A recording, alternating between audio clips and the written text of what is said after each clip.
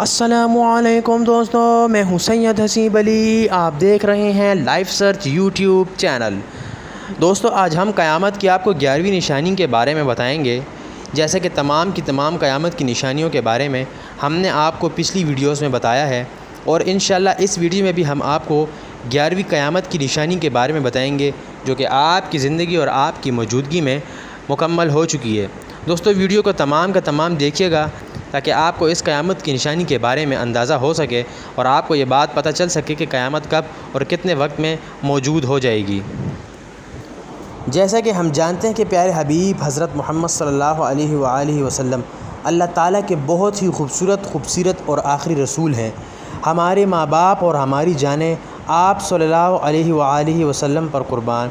अल्लाह ताला के रसूल हज़रत मोहम्मद सल्लल्लाहु अलैहि वसल्लम ने क़यामत की निशानियों के बारे में जो फ़रमाया है, उनमें से एक निशानी ये है कि अल्लाह ताला के रसूल हज़रत मोहम्मद सल्लल्लाहु अलैहि वसल्लम ने फ़रमाया, जब क़यामत नज़दीक होगी तो लोग झूठी हदीसों पर एतबार करेंगे, यानी कि लोग सही हदीस से इनकार कर देंगे और झूठी हदीसों को बयान करेंगे। दोस्तों, इस हदीस से ये बात साबित होती है कि हालिया दौर में बहुत सारे फ़िरके बन गए हैं, और वो फ़िरके अपनी अपनी हदीसें यानी कि बयान करने के बाद ये बात को साबित करने की कोशिश करते हैं कि ये हदीस जो है वो सही हदीस है। असल में वो हदीस सही नहीं होती, लेकिन लोग इस बात पे ज़्यादा ज़ोर इसलिए देते हैं कि वो अपने फ़िरके यानी दीन को मज़बूत से मज़बूत कर दें। दोस्तों, ये क़यामत की निशानी बिल्कुल ज़ाहिर हो चुकी है अगर हम अपने माहौल यानी फ़िरक़ों में इस बात को जानने की कोशिश करें कि हदीस आया मुकम्मल हो चुकी है या नहीं, तो हमें ये बात बहुत आसानी से पता चल जाएगी कि हाँ यार, ये बात मुकम्मल हो चुकी है।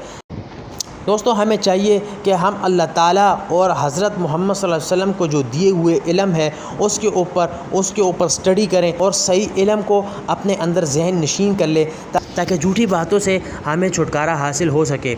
दोस्तों, ये बहुत बड़ा गुनाह है कि अपने आप से किसी हदीस को लोगों के दरमियान बयान करना, जिसकी बुनियाद आपके नज़दीक और हमारे मुआशरे यानी दीन और इस्लाम के नज़दीक ना हो, यानी दीन के अंदर बिद्दत को शामिल कर देना, ये बहुत ही बड़ा गुनाह कबीरा है।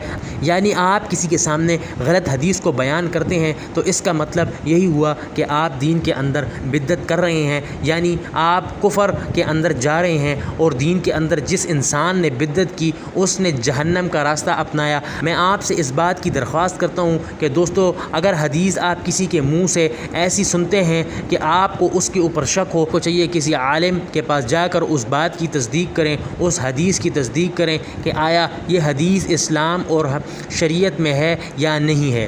हदीस को आप तस्दीक करने के बाद उसके ऊपर अमल करें। दोस्तों, ये फितने का दौर है, हर चीज़ की तस्दीक करना आप पर लाजिम है, क्योंकि आजकल शैतानी ज़ोर हर इंसान के ऊपर ज़्यादा से ज़्यादा हो चुका है। तो उम्मीद है आप लोगों को ये वीडियो पसंद आई होगी। चैनल को सब्सक्राइब करें, बेल आइकन को खामखा क्लिक करें और वीडियो को लाइक ज़रूर करें। इंशाअल्लाह मिलते हैं दूसरी वीडियो में। जब तक के लिए अपना ख्याल रखें, मुझे इजाज़त दें। अस्सलामु अलैकुम, अल्लाह हाफ़िज़।